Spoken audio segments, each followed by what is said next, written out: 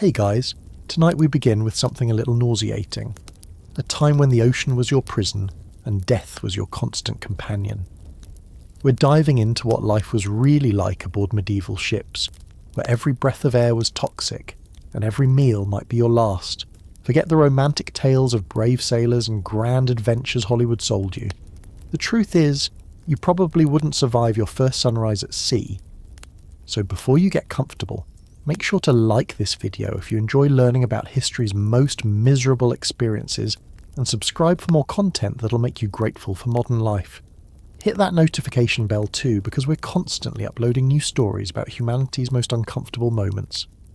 Now dim the lights, get cozy, and prepare to discover why a day on a medieval ship would leave you begging for dry land, clean water, and breathable air. Welcome to a world where the horizon promised only more suffering, and where survival meant enduring conditions that would break most modern people within hours. Your medieval maritime nightmare begins the moment you step aboard what can only be described as a floating coffin.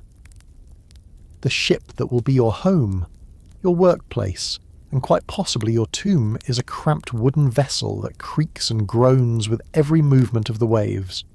The boarding process itself is treacherous, as you must climb a rickety rope ladder while the ship pitches and rolls, with one slip sending you plummeting into the churning water below where rescue is unlikely. The first thing that hits you is the smell, a nauseating assault on your senses that makes your eyes water and your stomach lurch immediately.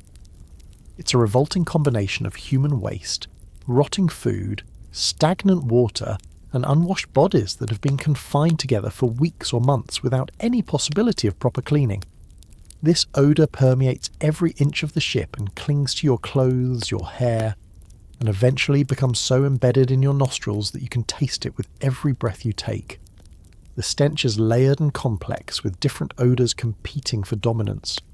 The sweet, sickly smell of decomposing food mingles with the sharp ammonia scent of urine that has soaked into the wooden deck. Human excrement creates an underlying note of decay that never dissipates, while the acrid smell of unwashed bodies adds another layer to the olfactory nightmare. Vomit from seasick sailors contributes its own distinctive sourness to the mix, creating a combination so overwhelming that many newcomers begin retching immediately upon boarding. The ship's construction offers no comfort or privacy, representing the absolute minimum of human accommodation, designed solely to transport as many bodies as possible across the ocean. You're crammed into a space barely larger than a modern closet, with dozens of other men sleeping on rough wooden planks or directly on the filthy deck that's stained with bodily fluids and ground in dirt from countless previous voyages. There are no beds, no mattresses, no pillows, just hard surfaces covered with whatever scraps of cloth or animal skin you've managed to acquire or steal from previous occupants. The sleeping arrangements are determined by a brutal hierarchy, where stronger men claim the slightly less uncomfortable spots near the walls, while weaker individuals are forced to sleep in the centre areas, where they're stepped on by anyone moving through the space during the night. The animal skins used as bedding are usually untreated hides that still contain blood, fat, and tissue that attracts insects and creates additional sources of infection. These makeshift beds become breeding grounds for lice, fleas, and other parasites that feed on sleeping sailors and spread diseases throughout the crew. The scraps of cloth serve multiple purposes as bedding, clothing, and bandages, becoming progressively more contaminated and filthy as the voyage continues. The ceiling is so low that you can't stand upright in most areas of the ship, forcing you to spend your days hunched over in an awkward crouch that quickly causes severe back pain and muscle cramps. The wooden beams are positioned at heights that seem designed to inflict maximum discomfort, too low for standing but too high for comfortable sitting. The constant bending and twisting required to navigate the cramped spaces often leads to permanent spinal damage for those who survive long voyages. Your head constantly strikes the low ceiling beams as the ship's motion throws you around, causing painful cuts and bruises that never have time to heal properly. The beams themselves are rough and splintered, often leaving wooden fragments embedded in your scalp when you hit them. Some sailors develop permanent stooping postures from months of forced hunching, with their spines becoming curved and twisted in ways that cause chronic pain. Water drips constantly from the deck above, creating puddles of brackish liquid that never dry in the humid, poorly ventilated environment below. This standing water becomes a breeding ground for bacteria and parasites, turning the floor into a treacherous soup of contamination that soaks through your shoes and into your feet. Walking through this putrid liquid means your feet are constantly wet and prone to developing painful sores and infections that can become gangrenous. The water that drips from above isn't clean seawater, but rather a contaminated mixture that includes rainwater, seawater that has washed over the deck, and various bodily fluids from sailors working above. This toxic brew pools in low areas and creates slippery surfaces that cause frequent falls and injuries. The constant moisture also creates ideal conditions for mould and fungus to grow on every surface, covering the walls, ceiling, and any stored materials with fuzzy, often toxic growths. The wooden walls are rough and splintered, representing crude construction that prioritises speed and cost over comfort or safety. Brushing against them in the cramped quarters inevitably results in cuts and scrapes that quickly become infected in the unsanitary environment. The ship's timbers are often green and freshly cut, meaning they continue to leak sap and moisture throughout the voyage, adding to the general dampness and discomfort while creating sticky surfaces that trap dirt and debris. The ship's construction methods leave gaps between planks where vermin can hide and where water can penetrate, creating pockets of standing water and rotting organic matter that contribute to the overwhelming stench. The wood itself often comes from different sources and may include pieces that are already partially rotted or infested with insects, ensuring that the ship's structure continues to deteriorate throughout the voyage. Ventilation is virtually non-existent below deck, creating an atmosphere that becomes increasingly toxic as the voyage progresses. What little air circulation there is comes through small hatches that are often sealed shut during storms or rough weather, trapping the crew in an environment where the air becomes thick and stagnant. The air becomes filled with carbon dioxide from too many people breathing in too small a space, creating a suffocating atmosphere that makes every breath a struggle. The lack of air circulation means that toxic fumes from human waste, rotting food, and decomposing organic matter accumulate in the enclosed spaces, creating an atmosphere that's literally poisonous to breathe. Many sailors suffer from chronic headaches and dizziness from the poor air quality, while others develop respiratory problems that persist long after the voyage ends. The stagnant air also prevents wounds from healing properly and contributes to the rapid spread of respiratory diseases among the crew. During calm weather, the hatches may be opened briefly, but the small size of these openings means that very little fresh air reaches the lower decks where most of the crew lives. The slight breeze that does penetrate is quickly overwhelmed by the concentrated stench and contamination below, providing little relief from the suffocating conditions. The ship rocks constantly, even in calm seas, creating a nauseating motion that never stops and becomes a form of torture for anyone who hasn't developed sea legs. Your inner ear struggles to adjust to the perpetual movement, leading to severe seasickness that can last for days or weeks and leaves you completely incapacitated.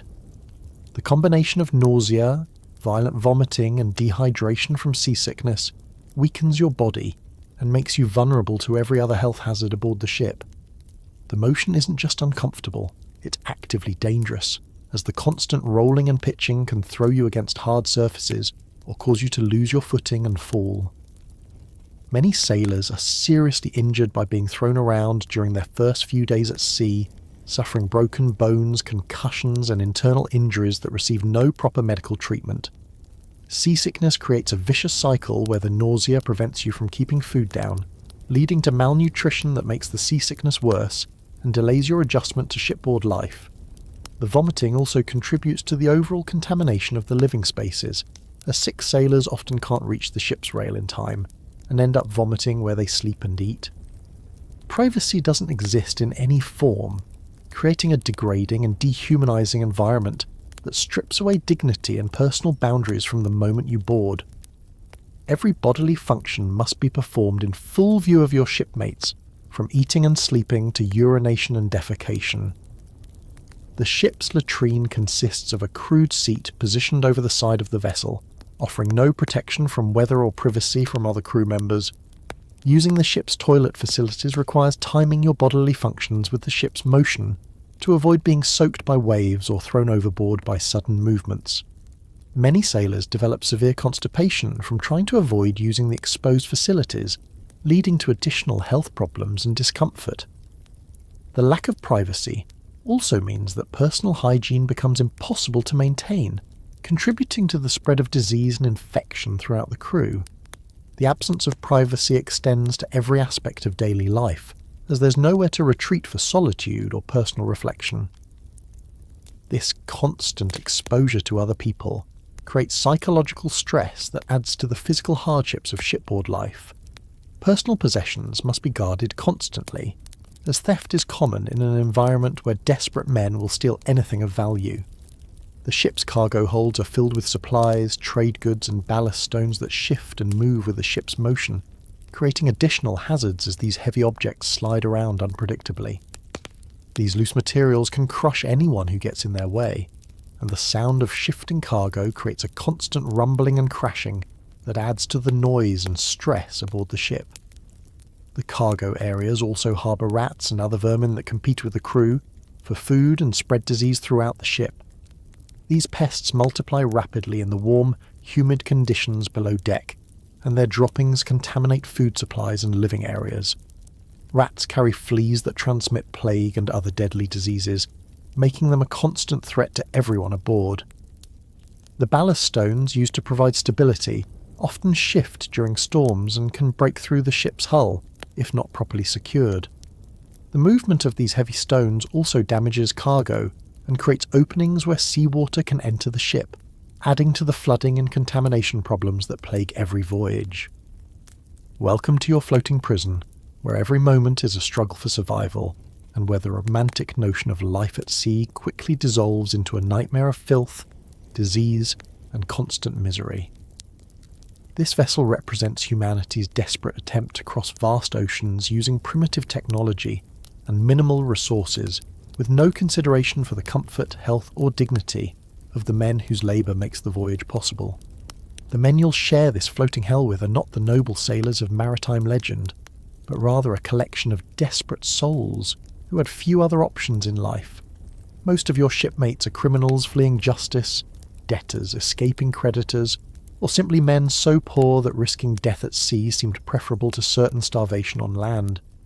These are society's outcasts, unwanted men who have been driven to the sea by circumstances that would break most people's spirits completely.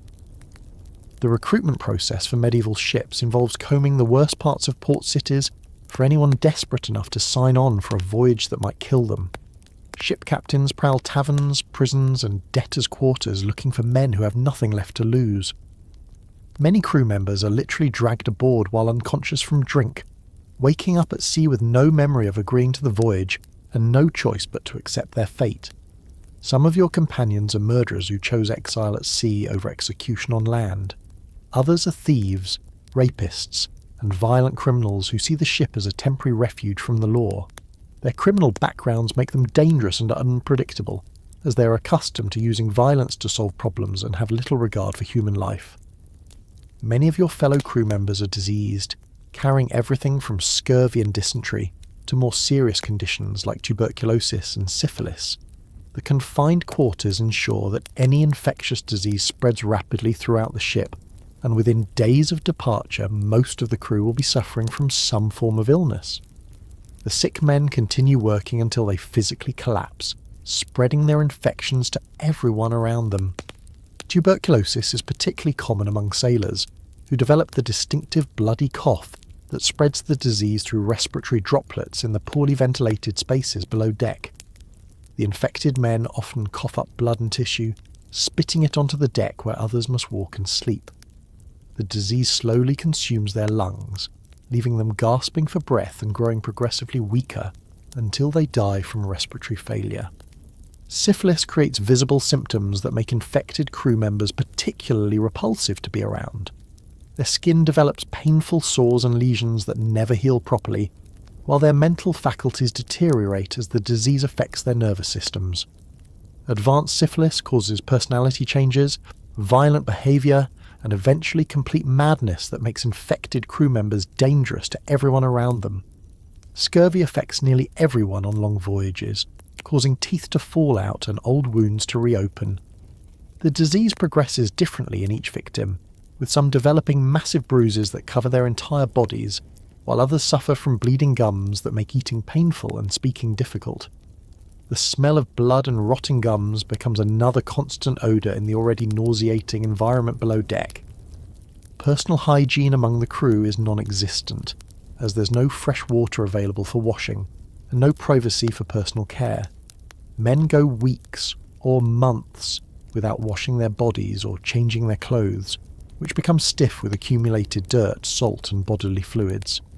Their hair becomes matted with grease, salt and vermin, often growing into thick rope-like dreadlocks that harbour lice and other parasites.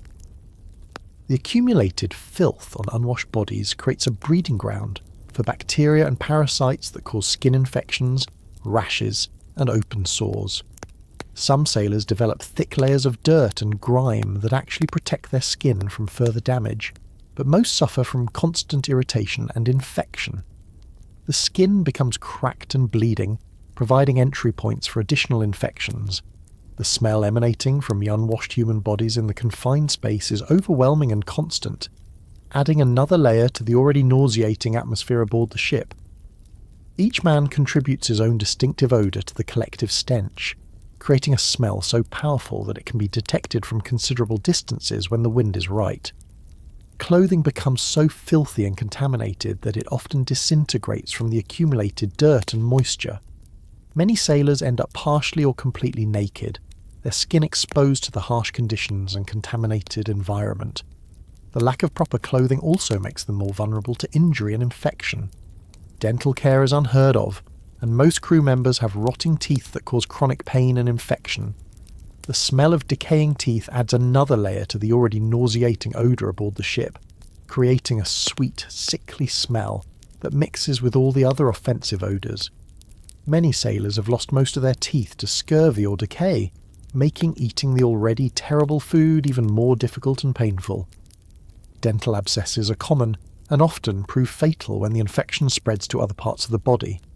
The constant pain from rotting teeth affects sailors' ability to work and sleep, making them irritable and more prone to violence. Some men attempt to treat their dental problems by pulling out loose teeth with crude tools, often causing additional damage and infection. The lack of dental care also affects speech, as men with missing teeth develop distinctive lisps and slurs that make communication more difficult. This communication problem adds to the tension and misunderstandings that plague life aboard the ship. Violence is common among the crew, as tensions run high in the cramped, stressful environment where men are pushed beyond their physical and mental limits. Fights break out regularly over food, sleeping space, or imagined slights, often escalating into serious assaults that leave participants permanently injured or dead. These altercations often result in serious injuries that have no proper medical treatment available, leading to infected wounds and permanent disabilities. The weapons used in these fights include knives, clubs, and improvised weapons made from ship's equipment. Many sailors carry concealed weapons for protection, creating a dangerous environment where any argument can quickly become deadly. The confined spaces make it impossible to escape from violent confrontations, forcing men to fight whether they want to or not. Some fights are organised as entertainment, with crew members betting on the outcomes while the participants beat each other senseless for the amusement of their shipmates. These organised fights often result in serious injuries or death, but they provide a temporary distraction from the misery of shipboard life. The crew includes men from many different backgrounds and cultures, creating language barriers and cultural conflicts that add to the tension aboard the ship. Sailors from different countries often have conflicting religious beliefs, dietary restrictions, and social customs that create friction in the confined environment. Mistrust and suspicion are constant, as men form alliances and rivalries that can explode into violence without warning. Religious differences often create particular tension, as Catholic and Protestant sailors may view each other as heretics deserving of punishment. Some crew members refuse to work alongside men of different faiths, creating additional problems for ship operations. Religious arguments can escalate into violent confrontations that split the crew into opposing factions. Language barriers make it difficult for crew members to communicate effectively, leading to misunderstandings and mistakes that can be dangerous in the shipboard environment. Orders may be misunderstood, creating safety hazards that threaten everyone aboard. The inability to communicate also prevents the formation of friendships and alliances that might help sailors survive the voyage.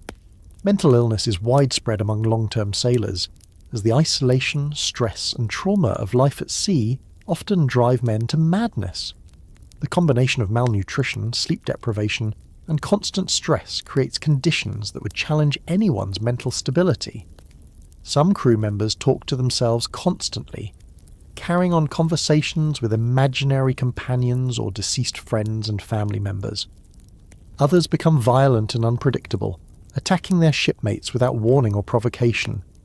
These disturbed individuals may believe that their fellow crew members are demons or enemies plotting against them, leading to dangerous paranoid behaviour. There's no treatment for mental health issues, and disturbed crew members are simply restrained or thrown overboard if they become too disruptive. Depression is almost universal among the crew, as the hopeless conditions and uncertain future create despair that affects every aspect of daily life. Many sailors lose the will to live, becoming apathetic and careless about their safety and survival. Some deliberately put themselves in dangerous situations, hoping for death to end their suffering. Many sailors are partially disabled from previous voyages or accidents, carrying the physical evidence of their harsh lives in missing limbs, scarred faces, and twisted bodies. Missing fingers, hands, or limbs are common, as are men with severe scarring from burns, cuts, or disease. These disabilities make their work more difficult and dangerous, but there's no retirement or assistance available for injured sailors.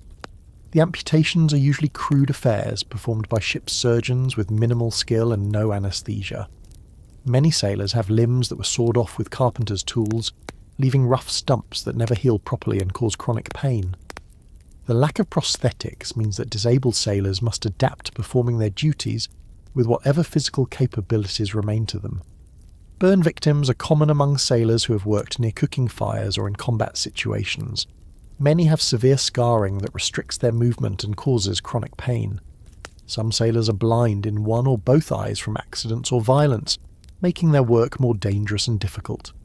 Alcoholism is rampant among the crew, as drinking provides the only escape from the miserable conditions and constant fear that define shipboard life. However, alcohol supplies are limited and closely guarded, leading to theft, violence, and desperate behaviour as men compete for access to anything that might numb their suffering. The ship's officers control the distribution of alcohol, using it as a reward for good behaviour and withholding it as punishment. When alcohol is available, many sailors drink to excess, becoming violently drunk and creating additional dangers for everyone aboard. Drunk sailors may fall overboard, start fights, or make critical mistakes that threaten the safety of the ship. The hangover effects of excessive drinking also impair work performance and judgment. Some sailors attempt to create their own alcoholic beverages using whatever materials are available, often producing toxic substances that cause blindness, organ damage, or death. These homemade alcohols may contain methanol or other poisonous compounds that make them more dangerous than the conditions they're meant to help escape. The withdrawal symptoms experienced by alcoholic sailors who can't obtain alcohol include tremors, hallucinations, and seizures that can be fatal in the harsh shipboard environment. These symptoms also make it difficult or impossible for affected sailors to perform their duties, creating additional burdens for the rest of the crew. The ship's officers treat the common crew with brutality and contempt, viewing them as expendable resources rather than human beings deserving of basic dignity and care. Floggings, beatings, and other physical punishments are routine for even minor infractions, with officers using violence to maintain discipline among desperate men who have little left to lose. The punishments include flogging with cat-o'-nine-tails, keel hauling, and marooning on deserted islands. These brutal practices often result in permanent injury or death, but they're considered necessary to maintain order among a crew of criminals and outcasts.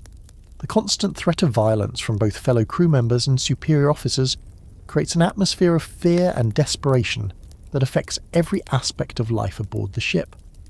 Officers often abuse their authority by taking the best food, claiming the most comfortable sleeping spaces, and forcing crew members to perform personal services. This abuse creates resentment and hatred among the crew, but the power differential makes resistance dangerous and potentially fatal. Some officers deliberately provoke conflicts among crew members, believing that internal strife prevents organised resistance to their authority. They may spread rumours, show favouritism, or create artificial shortages to keep the crew focused on fighting each other, rather than challenging the ship's hierarchy. These are your companions for the duration of your voyage, diseased, desperate, violent men who would kill you for your food ration or push you overboard to claim your sleeping space. In this environment, trust is impossible, and survival depends on constant vigilance against both the sea and your own shipmates. Every interaction carries the potential for violence, and every moment of weakness makes you vulnerable to exploitation or attack by men who have been stripped of their humanity by the brutal conditions of life at sea. Your survival aboard a medieval ship depends on consuming substances that can barely be called food and water, that would be considered toxic by any modern standard. The ship's provisions are calculated to provide minimal sustenance for the planned voyage duration, with no allowance for delays, storms, or other complications that might extend the journey. The provisioning process itself is corrupt, with suppliers often providing the cheapest and most inferior products available, knowing that desperate sailors have no choice but to consume whatever is provided. The food supplies are purchased from the lowest bidders in port cities, often from merchants who specialise in disposing of products that are too spoiled or contaminated for normal consumption. Flour may be infested with insects before it even reaches the ship, while meat is often from diseased animals that died of illness rather than being properly slaughtered. These substandard provisions ensure that illness and malnutrition begin even before the ship leaves port. The staple food aboard ship is hardtack, a type of biscuit made from flour and water that's baked until it becomes rock hard. These biscuits are deliberately made as dry and hard as possible to prevent spoilage, but this also makes them nearly impossible to eat without causing serious injury to your mouth and teeth.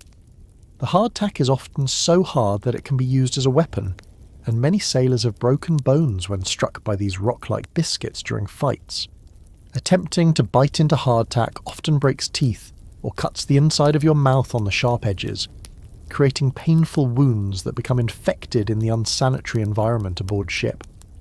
The broken pieces of hardtack have jagged edges that can lacerate your gums and tongue, causing bleeding that adds the taste of blood to every meal. Many sailors develop chronic mouth infections from repeatedly injuring themselves on the sharp biscuits. To make hardtack edible, you must soak it in water or whatever liquid is available, but this creates new problems as the softening process requires precious water that's already in short supply. The softened biscuit becomes a mushy, flavourless paste that's difficult to swallow and has the consistency of wet paper. Worse, the soaking process often reveals that the hardtack is infested with weevils, maggots, and other insects that have burrowed into the flour during storage. The insects emerge from the softened hardtack in writhing masses, creating a revolting sight that would make most people vomit immediately.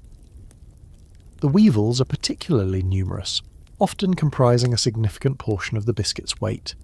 Some hardtack contains so many insects that it moves on its own, as the creatures attempt to escape the water. The presence of insects in your food isn't just disgusting, it's often the only source of protein available to the crew. Sailors learn to accept and even appreciate the additional nutrition provided by the various bugs and larvae that infest their food supplies, though the psychological impact of eating insects never completely disappears. However, some of these insects carry parasites and diseases that cause additional health problems, including intestinal worms and bacterial infections. The weevils and other insects that infest hardtack have often fed on human waste and rotting organic matter, before burrowing into the flour, making them carriers of dangerous pathogens. Consuming these contaminated insects spreads diseases throughout the digestive system, and often causes severe stomach cramps and diarrhea that weaken sailors further. Salted meat is another staple, but the preservation process often fails in the humid conditions aboard ship, where salt draws moisture from the air and becomes ineffective. The meat frequently becomes rancid and develops a putrid smell and slimy texture that makes it nearly inedible, even by the desperate standards of starving sailors. The preserved meat often turns green or black with decay, developing a coating of slime that indicates bacterial growth. Consuming spoiled meat causes severe food poisoning, with symptoms including violent vomiting, explosive diarrhea, and fever that can last for days, and often proves fatal in the weakened condition of most sailors. The toxins produced by bacterial decomposition can cause organ failure and death within hours of consumption. But hungry sailors often eat rotten meat anyway rather than face starvation. The salt used to preserve meat is often contaminated with impurities and toxic substances that cause their own health problems beyond the effects of the spoiled meat itself. Sea salt may contain harmful minerals and pollutants, while rock salt often includes toxic metals and other substances that accumulate in the body over time. The excessive salt intake required to consume preserved foods leads to dehydration, kidney problems, and high blood pressure that weakens sailors and makes them more susceptible to other diseases. The high sodium content of the preserved meat creates an intense thirst that's difficult to satisfy, with the limited and contaminated water supplies available. This creates a vicious cycle where sailors must choose between eating salty food that causes dehydration or avoiding food and facing starvation. Fish caught during the voyage provides occasional variety, but preserving fresh fish without refrigeration is nearly impossible in the warm, humid conditions typical of most sea voyages. Fish spoils quickly in the warm, humid conditions below deck, often within hours of being caught, and consuming spoiled fish often causes severe illness or death from food poisoning that's even more dangerous than eating rotten meat. The fishing equipment aboard medieval ships is primitive and often inadequate for catching enough fish to feed the entire crew. Many fishing attempts result in empty nets or catches that are too small to provide meaningful nutrition. When fish are caught, they must be eaten immediately, or they quickly become toxic, creating a feast or famine situation that adds to the nutritional stress aboard ship. Many sailors die from eating fish that appeared fresh, but had already begun to decompose internally, as fish decomposition often begins from the inside out and may not be visible on the surface. The toxins produced by decomposing fish can cause rapid organ failure and death, making fish consumption a dangerous gamble for desperate sailors. Water aboard the ship is stored in wooden barrels that quickly become contaminated with bacteria, algae, and other microorganisms that thrive in the dark, warm conditions of the ship's hold. The water develops a green colour and foul taste within days of departure, and becomes increasingly toxic as the voyage progresses and the contamination multiplies. Drinking this contaminated water causes dysentery, cholera, and other waterborne diseases that can kill within days. The wooden barrels used for water storage are often made from poor quality wood that leaks, allowing seawater to mix with the drinking water and making it even more dangerous to consume. The barrels may also be contaminated with residue from previous cargoes, including wine, oil, or other substances that make the water undrinkable. The water barrels are rarely cleaned properly between voyages, allowing bacteria and other contaminants to build up over time and create increasingly toxic conditions. The stagnant water provides ideal breeding conditions for disease-causing organisms that multiply rapidly in the warm, dark environment of the ship's hold. To mask the terrible taste of contaminated water, sailors often mix it with vinegar, wine, or beer when these substances are available, creating a mixture that's slightly more palatable, but still dangerous to consume. However, these additives don't eliminate the bacterial contamination, and may introduce additional toxins that worsen the health effects of drinking polluted water. The vinegar used to treat water is often made from spoiled wine or other fermented products that contain harmful acids and other compounds. While vinegar does have some antibacterial properties, the concentrations used aboard ship are often too weak to be effective against serious contamination. The ship's cook is usually an unskilled crew member who has no training in food preparation or safety, often selected for the position because he's too disabled or incompetent to perform other shipboard duties. Cooking facilities consist of a small firebox that's often unusable during rough weather, meaning that most food is consumed raw or only partially cooked. Raw or undercooked food increases the risk of parasites and bacterial infections that spread rapidly through the malnourished crew. The cooking fire creates additional hazards aboard the wooden ship, as sparks and flames can easily ignite the vessel and burn everyone aboard. The fire must be extinguished during storms and rough weather, leaving the crew without hot food for days or weeks at a time. The cook often has no utensils except crude knives and pots, making proper food preparation nearly impossible. The cooking area is typically located near the crew's living quarters, filling the already contaminated air with smoke and cooking odours that add to the nauseating atmosphere below deck. The smoke from cooking fires often contains toxic fumes from burning whatever fuel is available, including tar, rope and other materials that produce poisonous gases. Food storage areas are infested with rats that contaminate supplies with their droppings and urine, spreading diseases like plague and typhus throughout the crew. The rats also consume significant portions of the ship's food supplies, reducing already inadequate rations and hastening starvation among the sailors. Rat-contaminated food spreads diseases that can kill entire crews within days of infection. The rats aboard ship multiply rapidly in the warm, food-rich environment, often outnumbering the human crew by significant margins. They chew through containers and packaging, contaminating far more food than they actually consume. Their droppings and urine contain bacteria and viruses that cause serious illness in humans who consume contaminated food. Some sailors attempt to catch and eat the rats, but these rodents are often diseased, and eating them can spread additional illnesses to the crew. The rats may carry fleas that transmit plague, making contact with them dangerous even when they're dead. Vitamin deficiency diseases like scurvy become apparent within weeks of departure, as the complete absence of fresh fruits and vegetables eliminates essential nutrients from the sailor's diet. Scurvy causes teeth to fall out, wounds to reopen, and eventually leads to death if untreated. Sailors' gums become swollen and bleeding. Their skin develops dark bruises, and old injuries begin to break open and refuse to heal. The progression of scurvy is slow and agonizing, beginning with fatigue and joint pain before advancing to more serious symptoms. Sailors may lose all their teeth, develop massive bruises from minor impacts, and experience internal bleeding that can be fatal.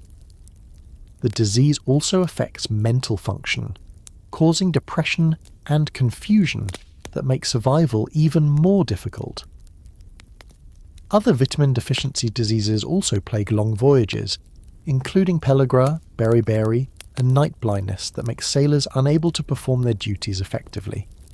These diseases often work together to create a cascade of health problems that can kill otherwise healthy men within weeks.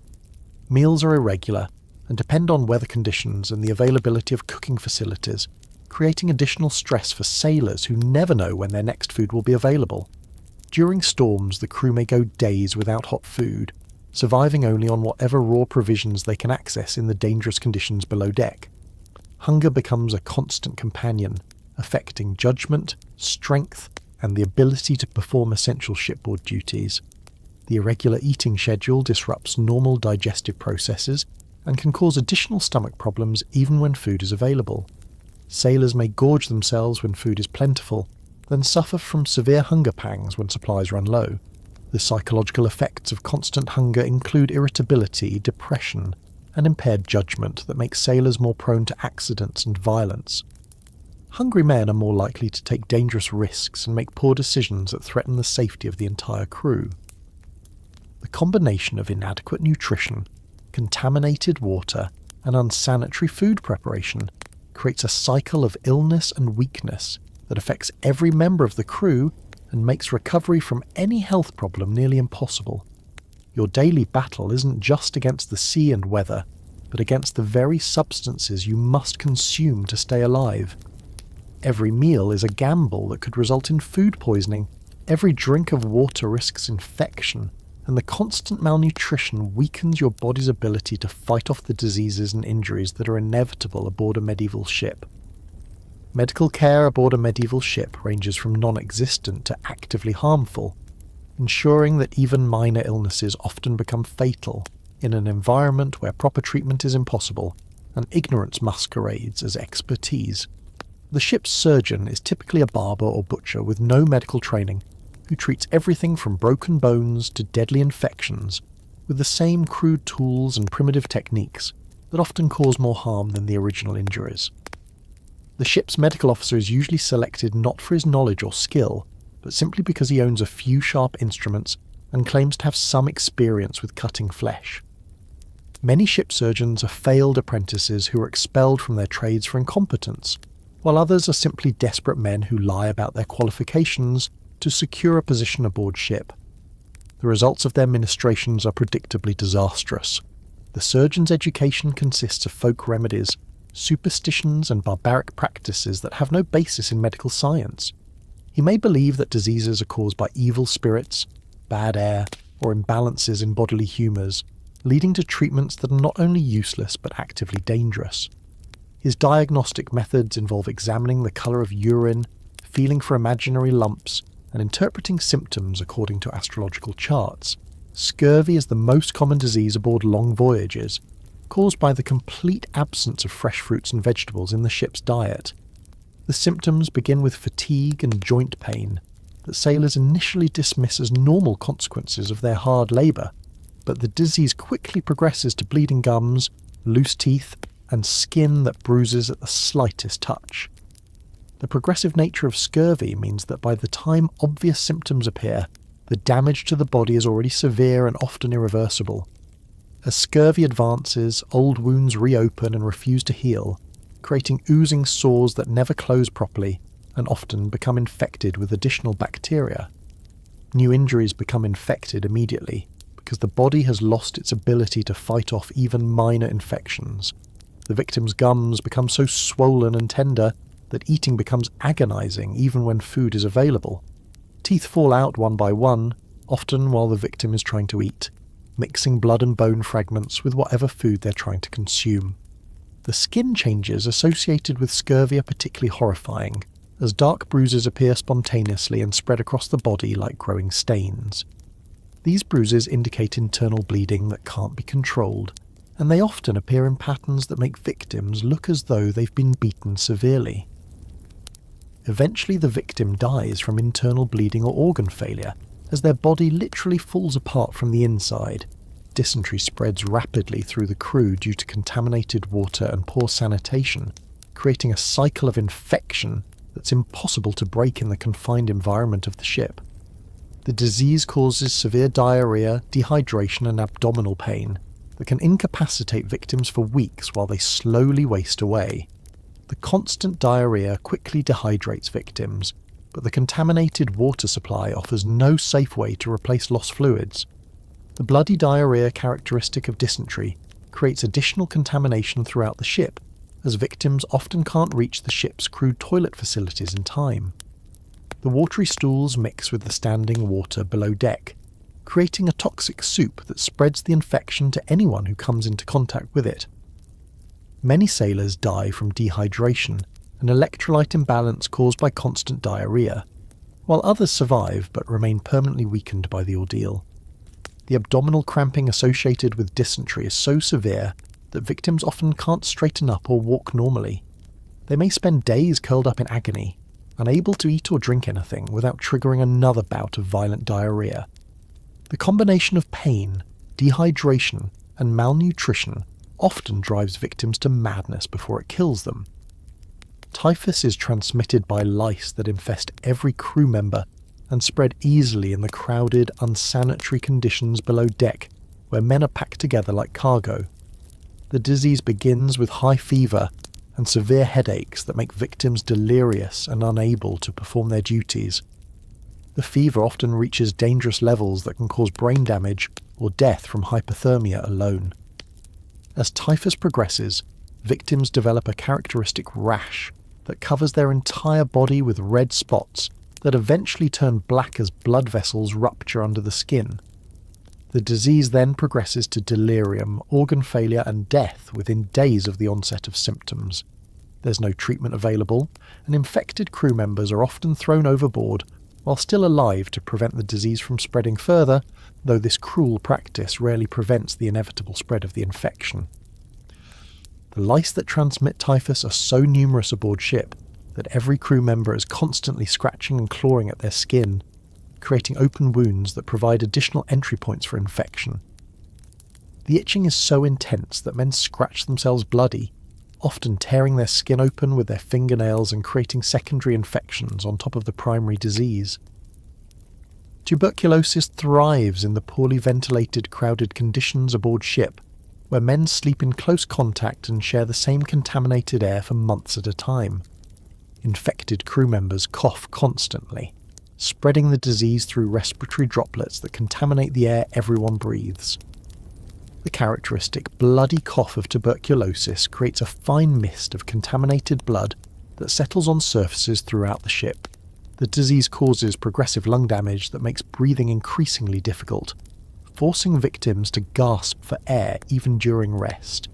The constant coughing is so severe that it often causes victims to cough up pieces of lung tissue along with blood.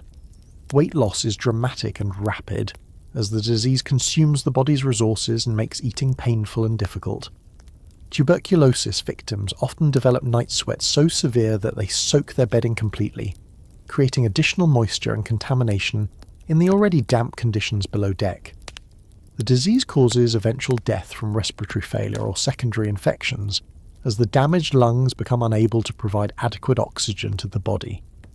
The ship's medical supplies consist of little more than dirty bandages, crude surgical instruments, and various herbal remedies that are often more harmful than helpful. The bandages are reused repeatedly without washing, spreading infection from wound to wound and patient to patient. Many supposed medicines are actually toxic substances that cause additional health problems rather than providing any therapeutic benefit. The surgical instruments are made from crude iron that rusts quickly in the humid conditions aboard ship. They're never cleaned or sterilized between uses, ensuring that each surgery spreads infection and disease. The instruments include saws designed for cutting wood, knives meant for food preparation, and needles that are used for both medical procedures and sail repair. Many of the herbal remedies carried aboard ship are preparations made from poisonous plants that cause additional illness rather than curing existing conditions. The ship's surgeon may prescribe mercury for various ailments, not knowing that mercury poisoning causes tremors, kidney damage, and death. Lead-based medicines are common, causing additional poisoning that compounds existing health problems. Surgical procedures are performed without anesthesia using unsterilized instruments that spread infection from patient to patient, creating new victims faster than they cure existing ones. Amputations are common for any serious injury to arms or legs, as the surgeon lacks the skill to treat complex wounds and finds it easier to simply remove damaged limbs rather than attempt repair. The amputation process involves sawing through bone with crude tools while the patient remains conscious and aware throughout the entire procedure, experiencing every moment of agony as his limb is removed. The patient is typically held down by other crew members while the surgeon works, and many victims die from shock before the amputation can be completed. Those who survive the initial procedure often die from infection or blood loss in the days that follow. The crude amputation techniques often leave jagged bone fragments and torn tissue that never heal properly. Many amputees develop chronic infections at the amputation site that continue to drain pus and blood for the rest of their lives. The lack of prosthetics means that amputees must learn to function with missing limbs while continuing to perform dangerous shipboard duties. Wound care consists of little more than bandaging injuries with dirty cloth and hoping for the best, as there's no understanding of antiseptic treatment or infection control. The lack of antiseptic treatment means that even minor cuts often become severely infected, leading to gangrene that requires amputation or causes death from blood poisoning.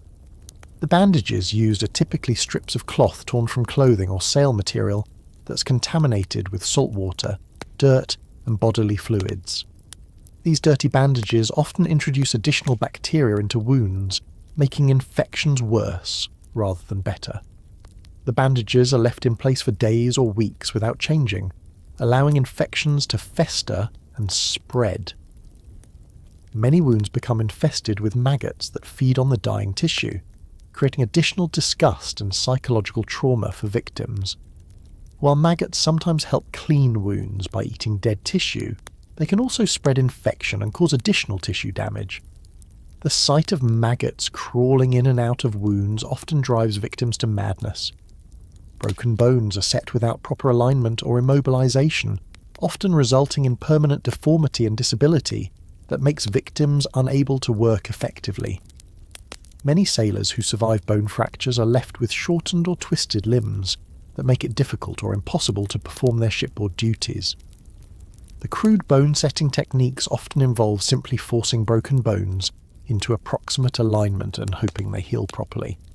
The lack of splints or proper immobilization means that broken bones often heal incorrectly, creating permanent deformities that cause chronic pain and disability. Some fractures never heal at all, leaving victims with unstable limbs that re-break repeatedly. The pain from improperly healed fractures often drives victims to seek relief through alcohol or other substances that may be available. Mental illness and psychological trauma are common but completely untreated, as there's no understanding of mental health or psychological medicine. Sailors who develop severe depression, anxiety or psychotic symptoms are simply restrained or isolated until they recover or die. The isolation often makes mental health problems worse by removing victims from any human contact or support. Many men commit suicide by throwing themselves overboard rather than continue enduring the psychological torture of life at sea, often choosing death as the only escape from their suffering. The suicide rate aboard medieval ships is extraordinarily high, but these deaths are rarely recorded or acknowledged as preventable tragedies. The constant stress, fear and trauma of shipboard life creates psychological damage that persists long after voyages end. Many sailors who survive their sea experiences are permanently changed by the trauma, becoming unable to function normally in civilian life. The nightmares, flashbacks and anxiety that plague survivors make it difficult for them to maintain relationships or hold steady employment. Parasitic infections are universal among the crew, as everyone harbours intestinal worms, lice and other parasites picked up from contaminated food and water. These parasites cause malnutrition, anemia and weakness that makes sailors more susceptible to other diseases and less able to perform their duties. The parasites compete with their host for nutrients, often leaving sailors malnourished even when adequate food is available. Intestinal worms cause severe digestive problems, including chronic diarrhea, abdominal pain, and malabsorption of nutrients. Some worms grow to enormous lengths and may block intestines or migrate to other organs, causing additional complications. The presence of worms often causes victims to remain thin and weak regardless of how much they eat. Lice and fleas create constant itching and discomfort that prevents rest and sleep. The bites from these parasites often become infected, creating additional sores and wounds that drain the body's resources. Some parasites transmit diseases directly, creating multiple health problems in the same victim. Skin diseases flourish in the damp, unsanitary conditions aboard ship, where men live in close contact without adequate hygiene facilities. Sailors develop painful rashes, boils and ulcers that become infected and spread to other crew members through direct contact and contaminated surfaces. Some skin conditions become so severe that victims are unable to wear clothing or perform normal activities. Fungal infections are particularly common in the warm, moist environment below deck.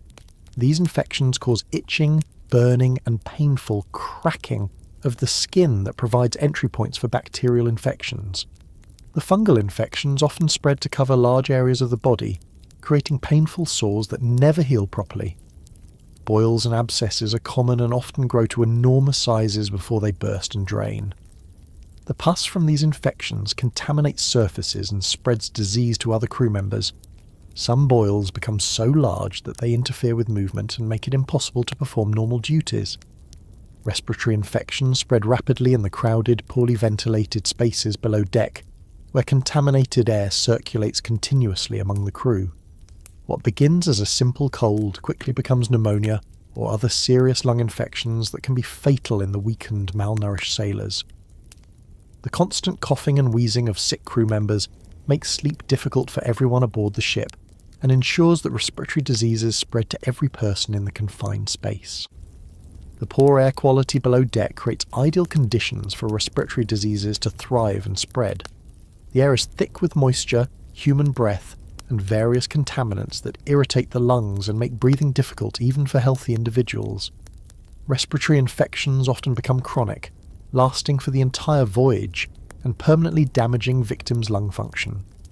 The combination of disease, inadequate medical care, and harsh living conditions means that death is a daily occurrence aboard medieval ships, with bodies piling up faster than they can be disposed of. Bodies are simply wrapped in canvas and thrown overboard, often while other crew members are too sick to properly observe funeral rites or mourn their fallen companions. The constant presence of death creates a psychological atmosphere of despair and hopelessness that affects everyone aboard. The disposal of bodies becomes a routine task that's performed with no ceremony or respect for the deceased. Bodies are often thrown overboard immediately after death to prevent them from contaminating the already polluted environment below deck. The sight of bodies being thrown into the sea becomes so common that crew members become callous and indifferent to death. Many sailors die alone and unmourned, their bodies discovered only when the smell of decomposition becomes noticeable in the already foul-smelling environment. The rapid decomposition in the warm, humid conditions means that bodies must be disposed of quickly, often before friends or family members aboard ship can pay their respects.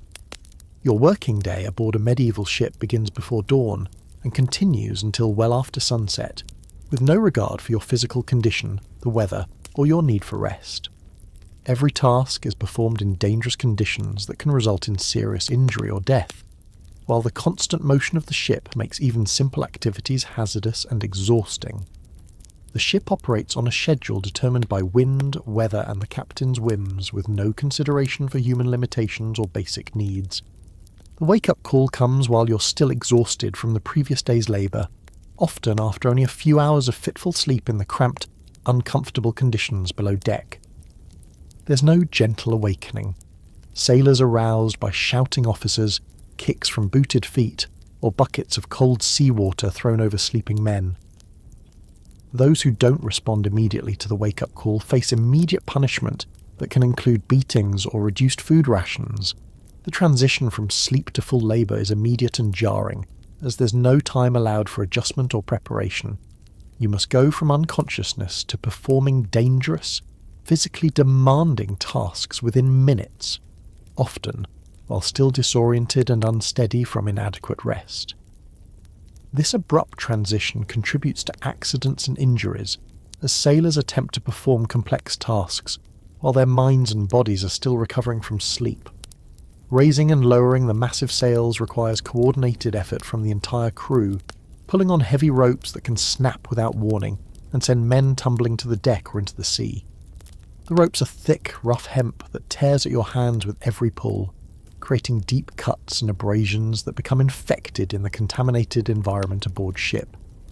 The ropes are often wet from spray and rain, making them slippery and even more difficult to grip securely. The sails themselves are enormous pieces of canvas that catch the wind with tremendous force, creating loads that can easily overpower human strength. When wind conditions change suddenly, the sails can fill or empty with such violence that the ropes become impossible to control, dragging sailors across the deck or lifting them into the air before slamming them down with bone-crushing force. The coordinated effort required for sail handling means that every sailor must perform his part perfectly, as a single mistake can endanger the entire crew. The timing must be precise, as ropes are released and others are pulled simultaneously to prevent the sails from tearing or the ship from losing control.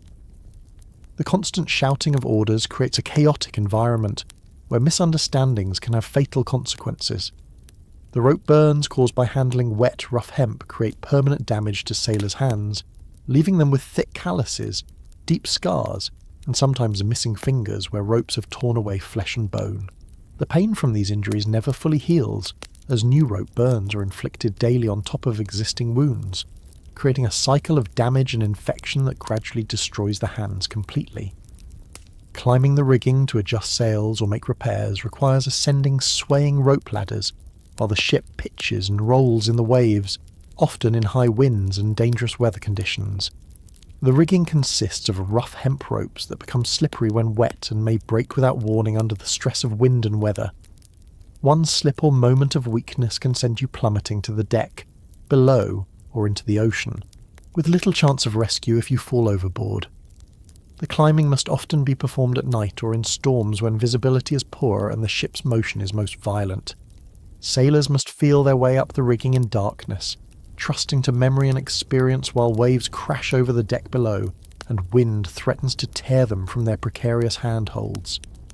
The higher you climb, the more pronounced the ship's motion becomes, making the rigging sway through enormous arcs that can throw climbers clear of the ship entirely. Many sailors fall to their deaths during routine sail adjustments, their bodies hitting the deck with sickening crashes that echo throughout the ship. Those who fall into the sea are almost never recovered, as stopping the ship to search for overboard sailors is considered too dangerous and time-consuming. The constant threat of falling creates psychological stress that makes climbing even more dangerous, as fear and anxiety affect judgment and coordination. The ship's rigging is constantly in need of repair, requiring sailors to work with their bare hands on rough rope and sharp metal fittings that cut and tear flesh with every contact. Splinters, cuts, and rope burns are daily occurrences that often become infected due to the lack of proper medical care and the contaminated environment aboard ship. Your hands become permanently scarred and deformed from the constant damage, eventually becoming thick, gnarled appendages that barely resemble human hands. The rope work requires sailors to splice damaged lines together, often while hanging in the rigging high above the deck. This delicate work must be performed with fingers that are often numb from cold, cut and bleeding from previous injuries, and weakened by malnutrition and disease. The splicing process involves separating the individual strands of thick rope and weaving them together in patterns that require considerable skill and strength. Metal fittings throughout the rigging have sharp edges and rough surfaces that catch on clothing and skin, causing additional cuts and tears. These metal pieces often rust in the salt air, creating rough, jagged surfaces that inflict particularly painful wounds.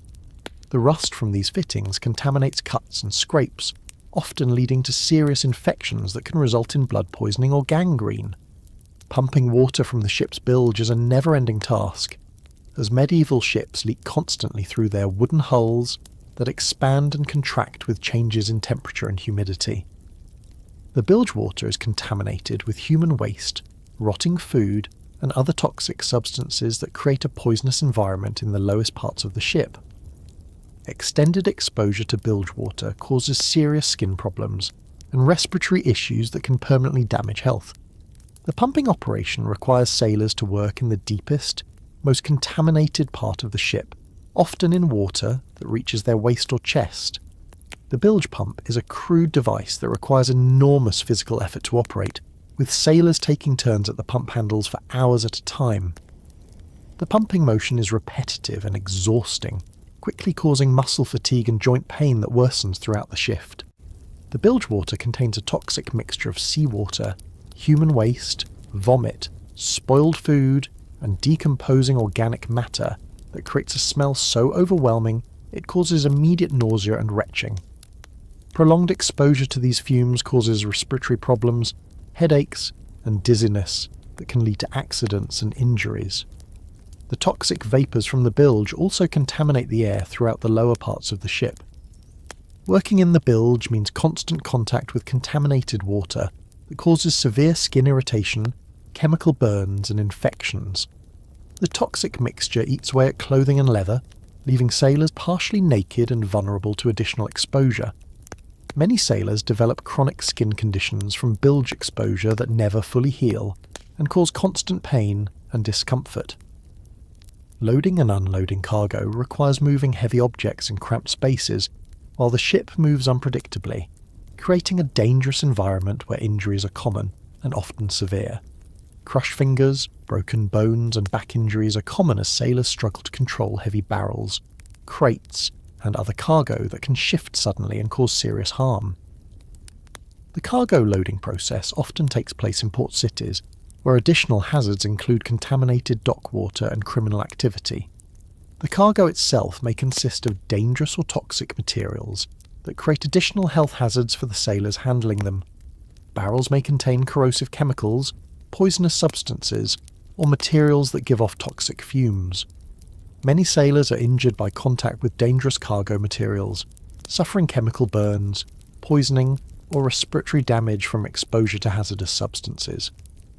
The loading process requires careful coordination to prevent the ship from becoming unbalanced, but the urgency of departure schedules often means that cargo is loaded hastily and improperly.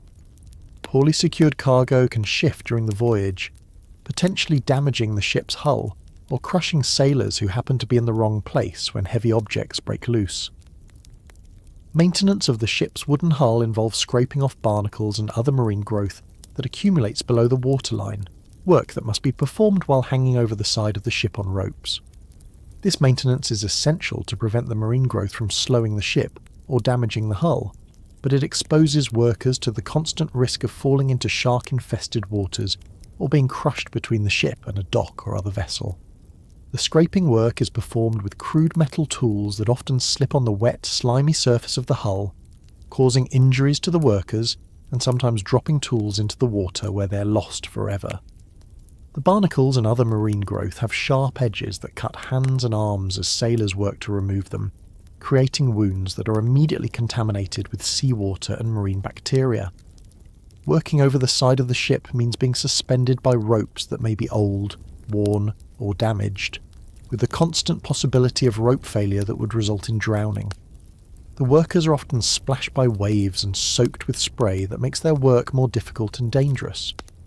Exposure to prolonged immersion in seawater causes severe skin problems and increases the risk of infection in any cuts or scrapes.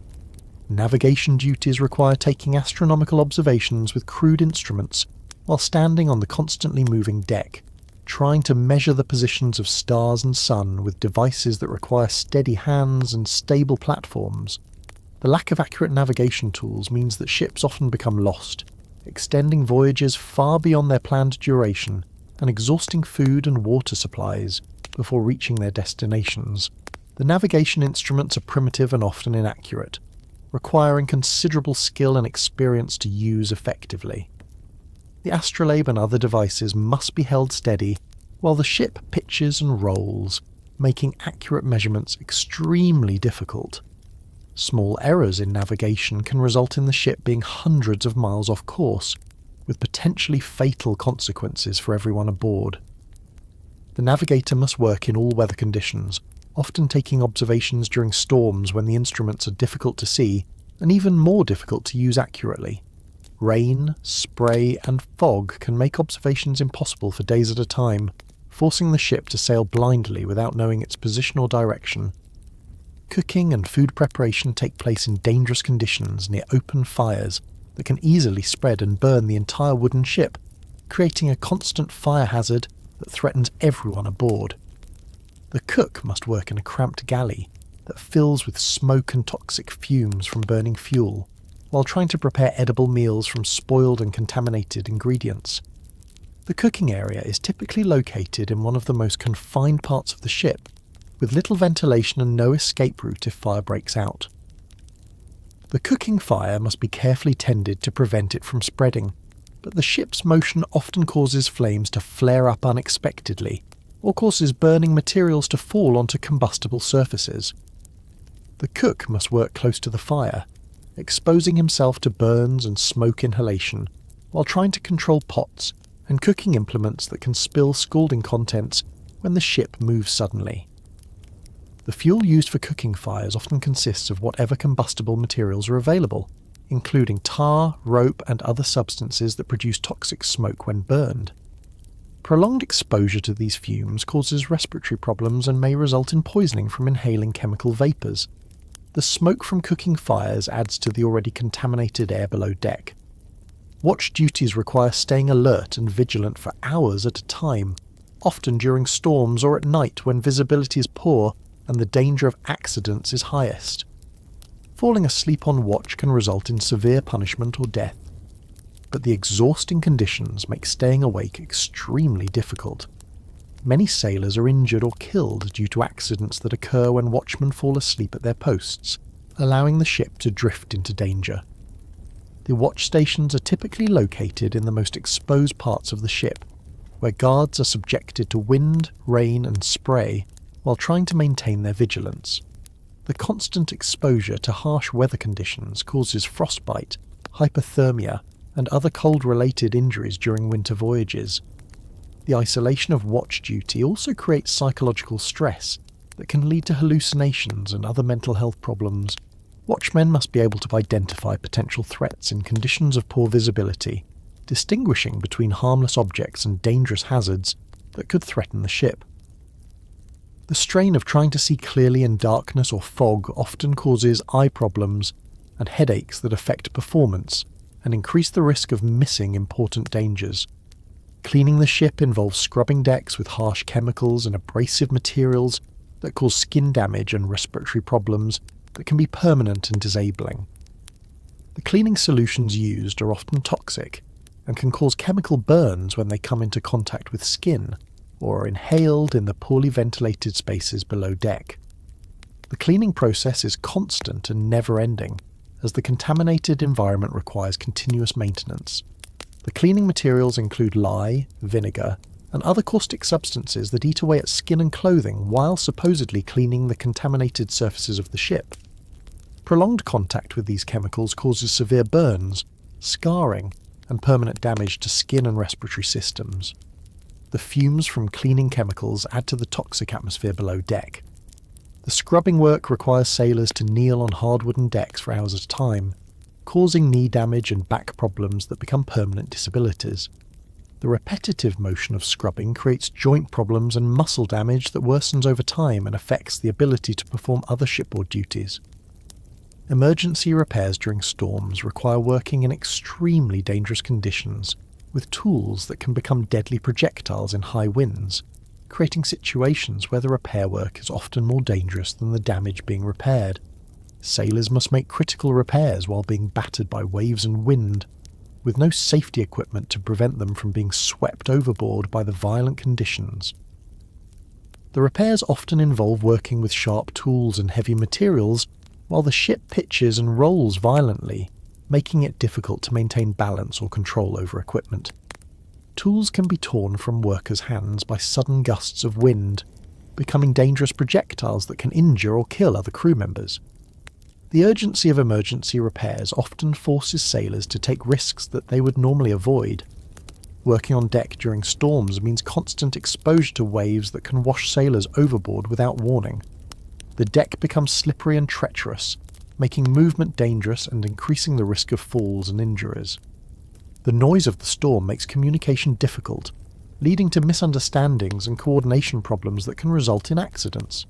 The ship's weapons must be maintained and operated by crew members who have little training in their use, creating constant dangers from improper handling and maintenance of dangerous equipment. Cannons and other firearms can explode unexpectedly, causing severe burns and injuries to anyone nearby when poorly maintained gunpowder ignites prematurely. Gunpowder storage and handling create constant fire and explosion hazards throughout the ship. The gunpowder used in ships' weapons is often damp or contaminated, making it unpredictable and dangerous to use. Wet gunpowder may fail to ignite when needed, while contaminated powder may explode with more force than expected, causing weapons to burst and injure their operators. The storage of gunpowder in the damp conditions aboard ship creates ongoing risks of accidental ignition.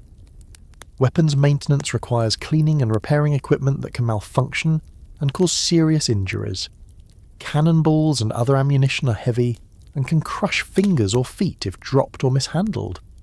The metal components of weapons rust quickly in the salt air, requiring constant maintenance that exposes workers to sharp metal edges and toxic rust particles. Discipline aboard ship is harsh and swift, with punishments including flogging, keel hauling, and other brutal practices that can cause permanent injury or death, creating an atmosphere of fear that affects every aspect of work performance and daily life. The threat of punishment creates additional stress and fear that affects concentration and increases the likelihood of accidents and mistakes that can endanger the entire crew. Flogging involves beating sailors with whips that tear skin and flesh, often causing permanent scarring and sometimes death from blood loss or infection. Keel hauling involves dragging sailors under the ship's hull, where they may drown or be cut to pieces by barnacles and other sharp marine growth. These brutal punishments are often inflicted for minor infractions or imagined offences. The arbitrary nature of shipboard discipline means that sailors never know when they might be subjected to violent punishment, creating constant anxiety and fear that affects their ability to work effectively. The threat of punishment often forces sailors to work beyond their physical limits, leading to exhaustion and increased risk of accidents. Your work continues regardless of illness, injury or exhaustion, as there are no sick days, vacation time, or relief from duties aboard a medieval ship.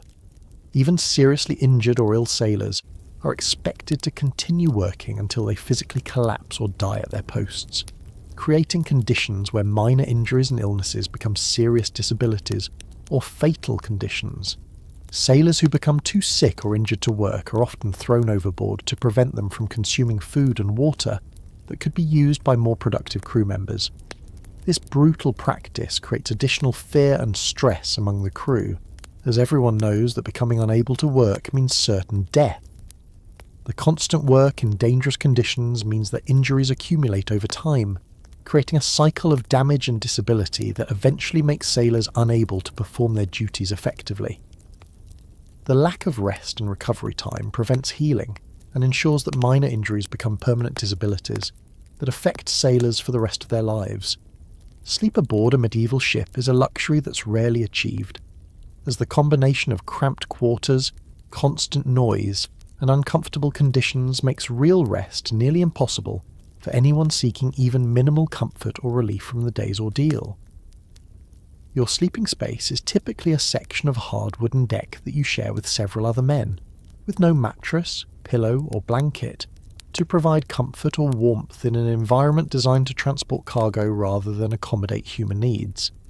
The allocation of sleeping space follows a brutal hierarchy, where stronger, more established crew members claim the slightly less uncomfortable spots near the walls, while newcomers and weaker sailors are forced to sleep in the centre areas where they're stepped on by anyone moving through the space during the night.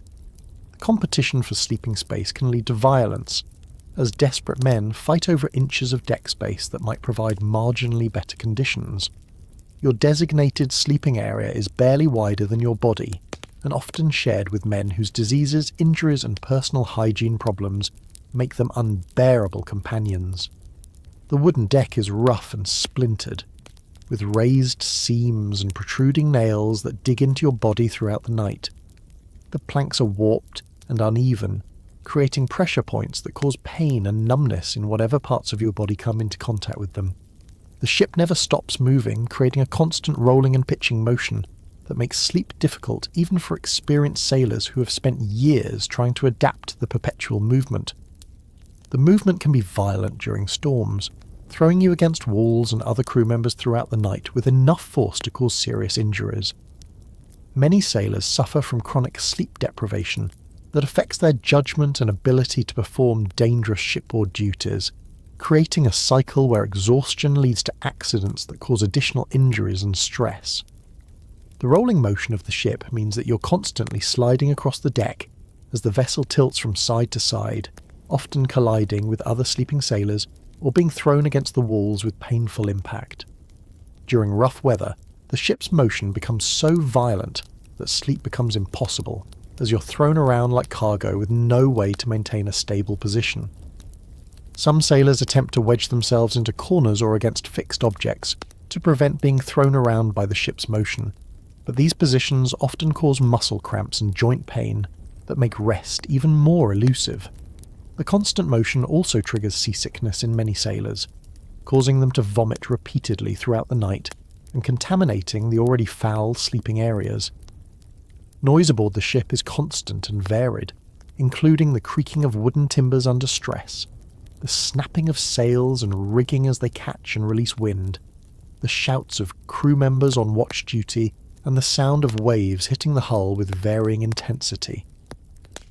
During storms, the noise becomes overwhelming, with crashes of thunder, howling wind, and the terrifying sounds of the ship straining against the forces trying to tear it apart.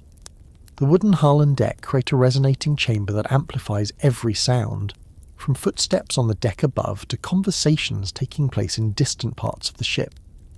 The creaking of the ship's timbers is particularly disturbing, as the groaning and snapping sounds create fear that the vessel might break apart at any moment. These structural sounds are constant and unpredictable, making it impossible to adjust to them or ignore them during attempts to sleep. The rigging above deck creates its own symphony of noise as ropes snap taut and release, pulleys squeak and groan, and sails flap and crack in the wind. Metal fittings clang against each other and against the ship's structure, creating sharp, jarring sounds that penetrate the sleeping areas below deck. The combination of these noises creates a cacophony that makes peaceful sleep impossible. The air below deck is thick and stagnant, filled with the breath of too many men in too small a space, creating an atmosphere that's both suffocating and toxic. The lack of ventilation means that oxygen levels drop significantly during the night, causing headaches, dizziness, and restless sleep that leaves sailors more exhausted than before they attempted to rest. Many sailors prefer to sleep on deck despite the exposure to weather and the risk of being swept overboard by waves or falling overboard due to the ship's motion. The contaminated air contains not only carbon dioxide from human respiration, but also fumes from rotting food, human waste, and decomposing organic matter that create a toxic mixture that irritates the lungs and throat. Breathing this polluted air throughout the night causes respiratory problems and may contribute to the spread of airborne diseases among the crew. The humidity below deck is extremely high due to poor ventilation and the presence of many sweating, breathing bodies in a confined space. This humid environment makes the air feel thick and oppressive, like trying to breathe underwater. The moisture in the air also contributes to the growth of mold and fungus that contaminate surfaces and add their own toxic spores to the breathing environment. Temperature control is impossible aboard ship, as there's no heating during cold weather and no cooling during hot conditions, leaving sailors at the mercy of whatever climate conditions they encounter during their voyage. Sailors freeze during winter voyages and suffer from heat exhaustion during summer travel. The combination of inappropriate clothing and exposure to extreme temperatures often causes serious health problems including frostbite, hypothermia, and heat stroke. During cold weather, sailors huddle together for warmth, but this close contact spreads diseases and parasites more rapidly among the crew. The lack of adequate clothing means that many sailors suffer from exposure-related injuries including frostbite on fingers, toes, and exposed skin. The cold also makes existing injuries more painful and slows healing of wounds and infections. Hot weather creates equally dangerous conditions, as the cramped, poorly ventilated spaces below deck become furnace-like environments where temperatures can reach deadly levels. Sailors may suffer from heat exhaustion or heat stroke, becoming delirious and unable to care for themselves. The high temperatures also accelerate the decomposition of food and organic matter, making the smell and contamination even worse. Your sleeping companions are diseased, unwashed men who may be suffering from contagious illnesses that spread rapidly in the close quarters where personal space doesn't exist. Sleeping in close contact with infected crew members virtually guarantees that you'll contract whatever diseases are circulating among the crew. The lack of personal space means that respiratory infections, skin diseases, and parasites spread rapidly throughout the sleeping areas like wildfire through dry timber. Many of your sleeping companions are in various stages of illness, from early infections to advanced diseases that make them smell of decay and death. Some sailors cough constantly throughout the night, spraying infected droplets over everyone nearby. Others suffer from skin diseases that cause them to scratch constantly, spreading infected material on surfaces and other people. The close sleeping arrangements mean that you're breathing the exhaled air of diseased men throughout the night, inhaling whatever pathogens they're carrying and spreading. Skin-to-skin contact is unavoidable in the cramped conditions, allowing the transmission of diseases through direct contact. The sharing of any bedding materials also spreads infections from person to person. Vermin are constant companions during sleep, as rats, mice, lice, and other pests are attracted to the warmth and food scraps found in sleeping areas where cleanliness is impossible to maintain. Rats may bite sleeping sailors, often targeting fingers, toes and ears that are exposed during sleep. The rat bites frequently become infected and may transmit diseases including plague and various bacterial infections. Lice and other parasites feed on your blood throughout the night, causing constant itching that prevents rest and leaves you covered with bites that become infected when scratched. Some sailors wake up covered in insect bites that become infected and cause additional health problems. The itching from parasite bites often drives sailors to scratch themselves bloody, creating open wounds that provide entry points for additional infections. Fleas are also numerous in the sleeping areas, jumping from person to person and spreading diseases including typhus and plague. The flea bites are intensely itchy and often become infected when scratched. Some sailors develop severe allergic reactions to flea bites that cause widespread rashes and swelling. Sleep schedules are determined by ship duties rather than natural sleep cycles, meaning that you may be required to sleep during the day and work at night in a pattern that completely disrupts normal human biological rhythms. The constant disruption of normal sleep patterns causes chronic fatigue and affects mental health in ways that compound the other stresses of shipboard life. Many sailors develop severe insomnia that persists even when they are exhausted and desperately need rest. The ship operates around the clock with different crews taking turns at various duties, which means that there's always activity and noise that disturbs those trying to sleep. Watch changes occur at all hours, with new guards being awakened and relieved guards returning to the sleeping areas, causing disruption for everyone trying to rest. The artificial sleep schedule often conflicts with natural daylight and darkness cycles, forcing sailors to try to sleep when their bodies expect to be awake and stay awake when their natural instincts tell them to sleep. This disruption of circadian rhythms causes additional stress and makes it even more difficult to achieve restful sleep when the opportunity arises. Privacy during sleep is non-existent, as you're surrounded by other men who may be snoring, talking in their sleep, or suffering from nightmares and other sleep disturbances that affect everyone in the area. Some crew members are mentally ill and may become violent or disruptive during the night, creating an atmosphere of fear and tension that prevents restful sleep even when physical conditions might allow it. The snoring of multiple men in a confined space creates a noise level that makes sleep difficult, even for those who aren't directly affected by other problems. Some sailors snore so loudly that they can be heard throughout the ship, while others make strange noises due to respiratory problems or obstructed airways. Men suffering from nightmares may scream, thrash around, or become violent during their sleep, disturbing everyone nearby and sometimes causing injuries to themselves or others. The psychological trauma of shipboard life creates frequent nightmares that affect many crew members, making the sleeping areas chaotic and frightening during the night. The hard wooden surfaces cause pressure sores and joint pain that worsen over time as sailors spend weeks or months sleeping on surfaces that provide no cushioning or support. Sailors often develop permanent skeletal problems from months of sleeping on hard surfaces without proper support.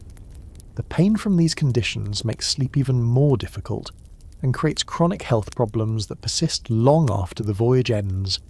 The pressure sores, also known as bed sores, develop where bones press against the hard deck surface, typically on hips, shoulders, and other bony prominences. These sores begin as red, painful areas, but can progress to deep, infected wounds that expose underlying bone and tissue. The lack of medical care means that these sores often become seriously infected and may lead to blood poisoning or death. Joint pain develops from the unnatural sleeping positions required on hard, uneven surfaces. Sailors may wake up with severe pain in their backs, necks, and limbs that affects their ability to perform shipboard duties. The cumulative effect of months of poor sleep surfaces often causes permanent damage to joints and spine that affects sailors for the rest of their lives.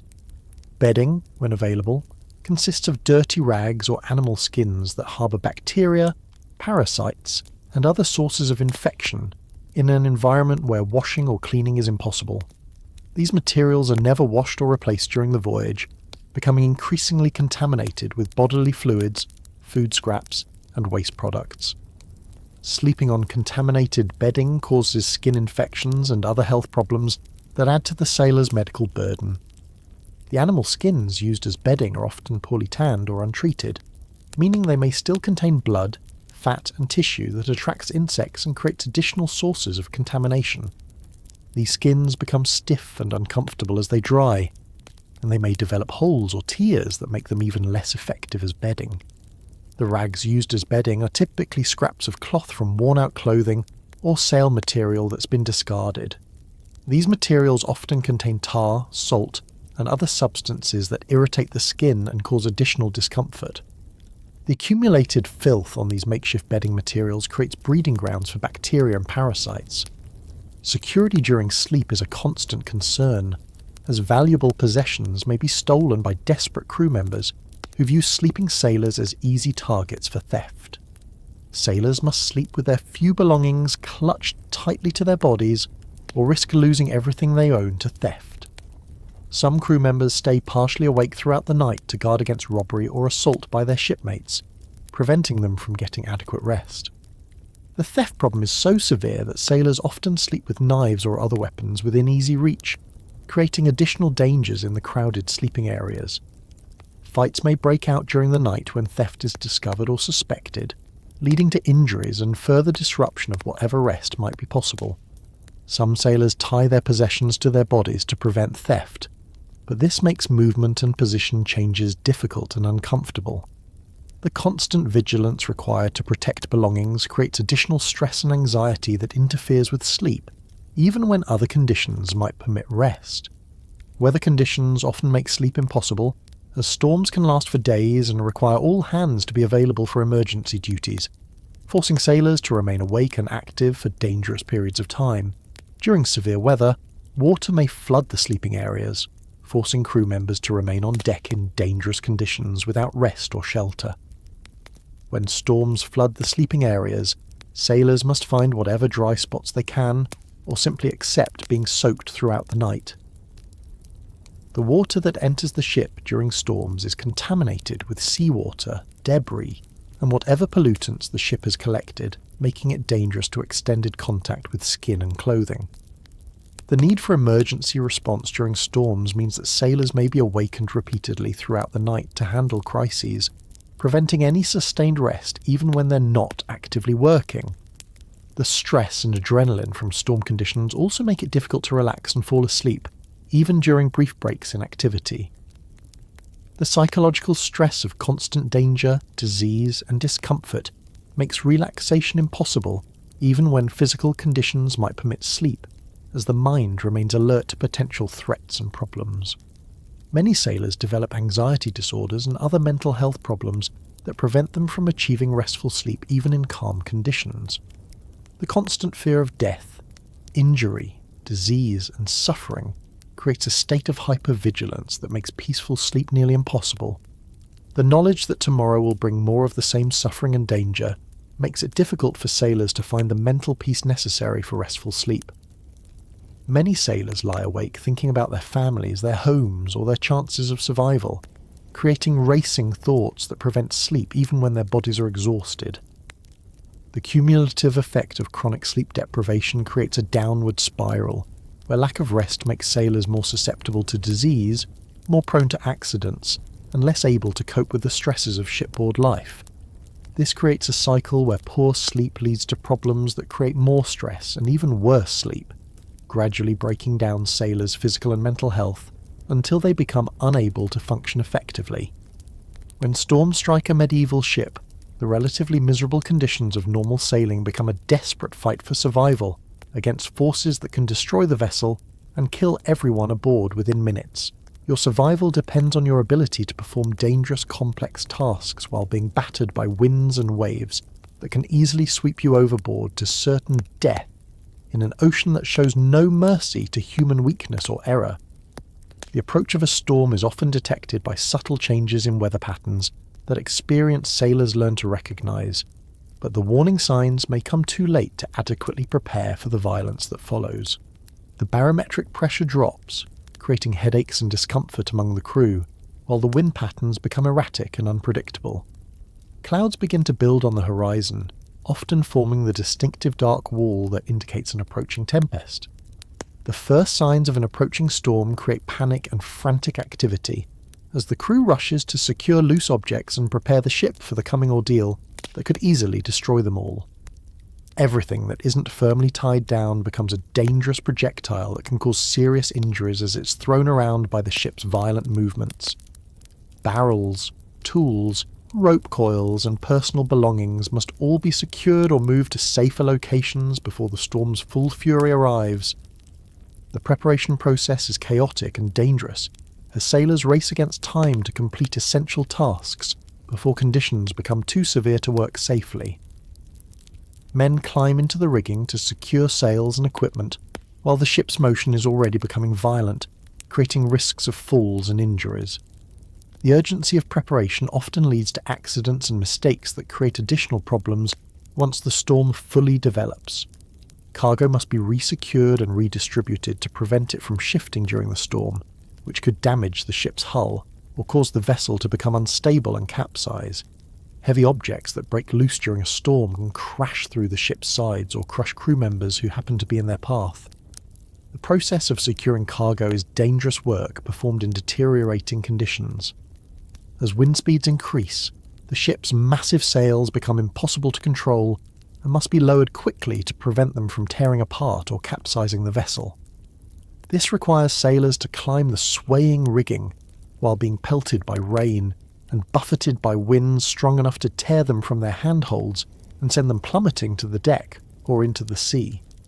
The sails themselves become enormous sources of danger as they flap and snap with tremendous force. The process of lowering sails in storm conditions is extremely hazardous, as the canvas fills with wind and creates forces that can drag sailors into the rigging or tear them away from their positions. The ropes used to control the sails become whips that can break bones or cause severe cuts when they snap under the enormous strain. Many sailors are killed or seriously injured during the sail lowering process, as they struggle against forces far greater than human strength can control. The rigging itself becomes a death trap during storms, as wet ropes become slippery, and the ship's violent motion throws climbers against masts and spars with bone-breaking force. The metal fittings in the rigging conduct lightning strikes, creating additional hazards for anyone working aloft during electrical storms.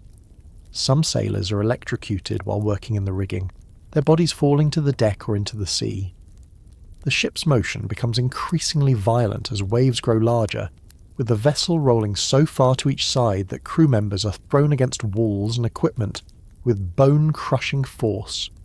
The constant lurching and tilting makes it nearly impossible to move around the ship safely, and many sailors are seriously injured by being slammed into hard surfaces. The angle of the ship's roll can become so severe that water pours over the deck edges, flooding the vessel from above.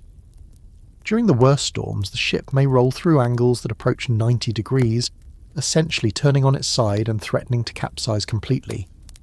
These extreme rolls throw everything and everyone not secured to one side of the ship, creating pile-ups of men, equipment and debris that can cause crushing injuries and deaths. The psychological terror of experiencing these extreme rolls is often as damaging as the physical injuries they cause.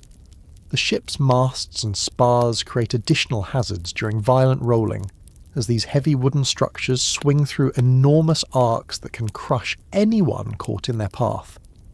Broken rigging may whip around with deadly force, while damaged sails can entrap crew members and drag them overboard. The deck becomes a battlefield, where simply staying aboard becomes a constant struggle. Water begins pouring into the ship through cracks in the hull, around hatches and over the sides as waves break across the deck. The bilge pumps, already struggling to keep up with normal leakage, become overwhelmed by the additional water that enters faster than it can be removed. If the crew can't pump out water faster than it's coming in, the ship will sink, taking everyone aboard to a watery grave. The flooding process creates a race against time as water accumulates in the lower parts of the ship, making the vessel heavier and less stable. As the ship sits lower in the water, more waves break over the deck, accelerating the flooding process and creating a downward spiral that can quickly lead to disaster. The added weight of water also makes the ship respond more slowly to steering, reducing the crew's ability to navigate safely. The pumping operation during storms requires sailors to work in the flooded lower decks, while being thrown around by the ship's motion. The pump handles are slippery and difficult to grip, and the physical effort required is enormous. Many sailors are injured when they lose their grip on pump handles and are thrown against nearby objects with tremendous force. Working in the flooded bilge during a storm means standing waist-deep in contaminated water that contains sewage, rotting food, and other toxic substances, while trying to operate crude pumps that require enormous physical effort. The water level may rise and fall dramatically as the ship pitches and rolls, sometimes submerging workers completely, or leaving them gasping for air in the contaminated atmosphere below deck. The bilge pumps themselves often become clogged with debris that has been washed into the lower parts of the ship, requiring sailors to clear blockages with their bare hands while working in dangerous, contaminated conditions. Some pumps break under the strain of constant use, leaving fewer working devices to handle the increasing flood of water entering the ship. Navigation becomes impossible during severe storms, as the ship is at the mercy of wind and waves that can drive it far off course, or toward dangerous coastlines and hidden rocks. The crew often has no idea where they are or where they're heading, adding the fear of running aground to their other concerns about surviving the storm. The navigational instruments become useless in the violent conditions, leaving the ship to drift blindly. The loss of navigational control means that the ship may be driven toward dangerous coastlines, where rocky shores can tear the vessel apart, killing everyone aboard. Many ships are wrecked during storms not by the weather itself, but by being driven onto reefs, rocks or beaches where the hull is smashed by the pounding surf. The crew may survive the storm only to die in the surf as their ship breaks apart on a hostile shore. Emergency repairs must be made in conditions that make normal work impossible, as broken masts, torn rigging and damaged hull sections require immediate attention to prevent total disaster. Attempting repairs in storm conditions often results in additional injuries or deaths among the crew, as they struggle to work with tools and materials that become deadly projectiles in the wind. The repairs themselves are often temporary and inadequate, creating ongoing risks throughout the storm. Broken masts create immediate danger as tons of wood and rigging crash onto the deck, potentially crushing crew members or punching holes through the ship's hull. The fallen masts may drag in the water alongside the ship, creating additional drag that threatens to capsize the vessel or tear it apart. Clearing away broken masts requires cutting through thick ropes and wood while working in extremely dangerous conditions. Damaged sails that remain attached to the rigging can act like sea anchors, creating tremendous drag that threatens to tear the ship apart or pull it underwater. These damaged sails must be cut away quickly, but reaching them often requires sailors to climb into rigging that may collapse at any moment. The process of cutting away damaged sails is extremely dangerous and often results in injuries or deaths. The ship's structure groans and creaks under the immense stress of the storm, with wooden timbers bending and sometimes snapping under forces they weren't designed to withstand. The sound of the ship straining against the storm is terrifying and constant, creating fear that the vessel might break apart at any moment. Some ships literally come apart at the seams during severe storms, opening up and sinking within minutes. The wooden construction of medieval ships makes them particularly vulnerable to structural failure during storms, as the constant flexing and twisting of the hull can open seams and create leaks that quickly become catastrophic. The caulking between planks may be forced out by the pressure, creating openings that allow water to pour into the ship. Some vessels simply break in half when the stresses become too great for the wooden structure to withstand. Food and water supplies are often contaminated or lost during storms, as containers break open and their contents mix with seawater and bilge water. What little food remains becomes inedible, and drinking water may become so salty or polluted that consuming it causes additional health problems. The contamination of supplies creates long-term problems that persist after the storm passes, threatening the crew with starvation and dehydration. The water barrels may crack or break open during the violent motion of the storm, allowing their contents to mix with contaminated bilge water or seawater. Food containers may be smashed, scattering provisions throughout the flooded lower decks where they become contaminated and inedible. The loss of food and water supplies during a storm can doom the crew even if they survive the immediate weather emergency. Sleep becomes impossible during storms, as the violent motion of the ship prevents rest, and all crew members must remain alert for emergency duties that may arise at any moment. The exhaustion that builds up during multi-day storms weakens sailors and makes them more prone to accidents and injuries when they're least able to afford mistakes.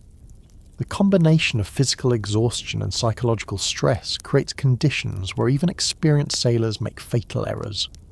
The lack of sleep during extended storms creates a downward spiral where fatigue impairs judgment, leading to mistakes that create additional emergencies, requiring more work and preventing rest. Sailors may hallucinate from exhaustion, seeing dangers that don't exist or failing to recognize real threats. Some sailors collapse from exhaustion and must be carried to safety by their already overworked shipmates. Fire is a constant danger during storms, as the ship's lanterns and cooking fires can be overturned by the vessel's motion, potentially igniting the wooden structure. A fire aboard a wooden ship during a storm is almost certainly fatal, as the crew would be trapped between burning below deck and drowning above deck with no possibility of escape or rescue.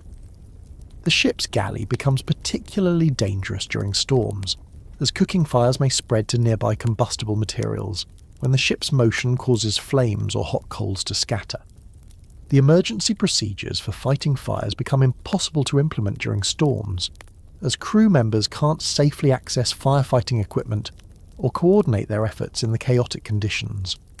Oil lamps and candles used for lighting below deck create additional fire hazards, as they may be overturned by the ship's motion, spreading burning oil across wooden surfaces. The confined spaces below deck mean that any fire spreads rapidly and creates deadly smoke that can kill through inhalation, even if the flames don't reach victims directly. Crew members are often washed overboard during storms, with little chance of rescue in the violent seas where visibility is poor, and the ship cannot be manoeuvred to attempt recovery. Watching shipmates disappear into the waves adds psychological trauma to the physical ordeal of surviving the storm. Many sailors develop severe anxiety and depression after witnessing the deaths of their companions, creating mental health problems that persist long after the voyage ends. The process of being washed overboard is terrifyingly quick, as a single large wave can sweep multiple crew members into the sea before anyone can react to help them.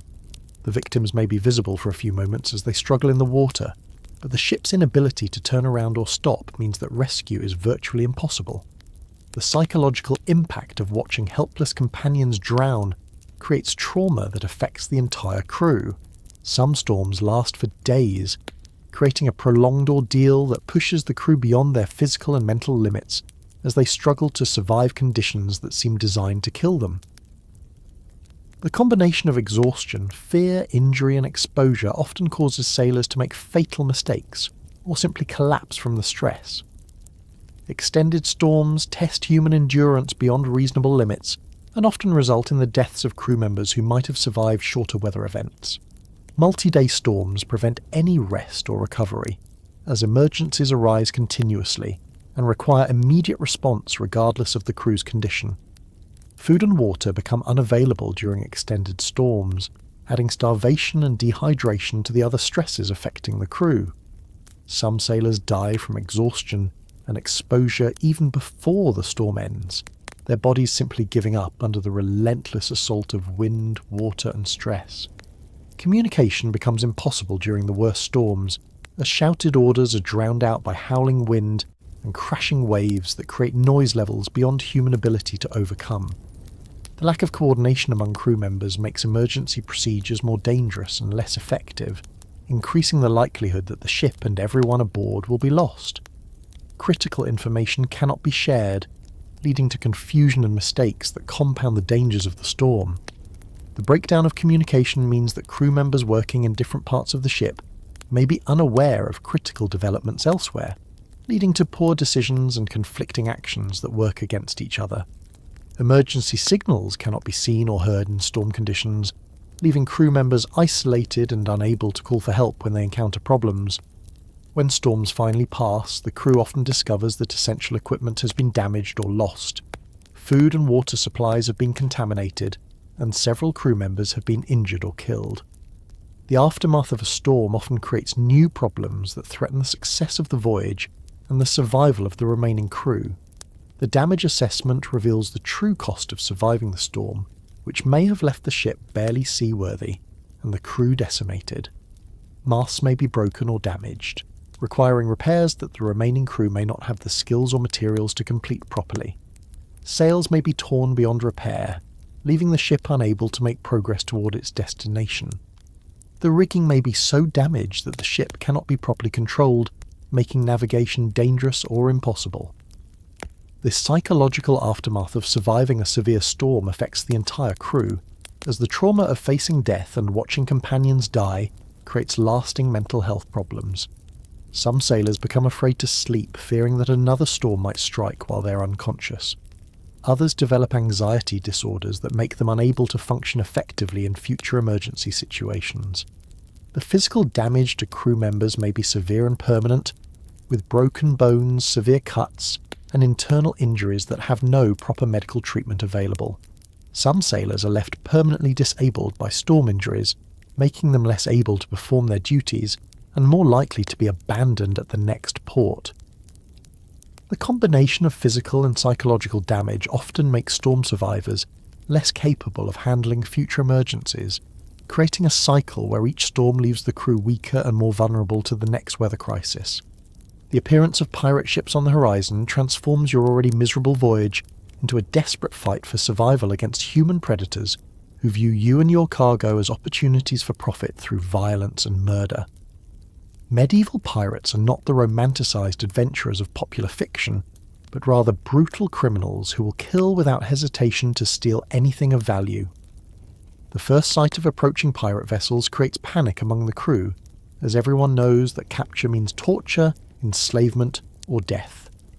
Your ship's captain must decide whether to fight, flee, or surrender, with each option carrying serious risks and no guarantee of survival. If your ship attempts to flee, the chase can last for hours or days as the pirates pursue you across the open ocean. During this time, your crew must work desperately to extract maximum speed from your vessel, while the pirates slowly gain on you with their faster, more manoeuvrable ships designed specifically for catching merchant vessels. The preparation for combat involves distributing crude weapons to crew members who have little or no training in their use.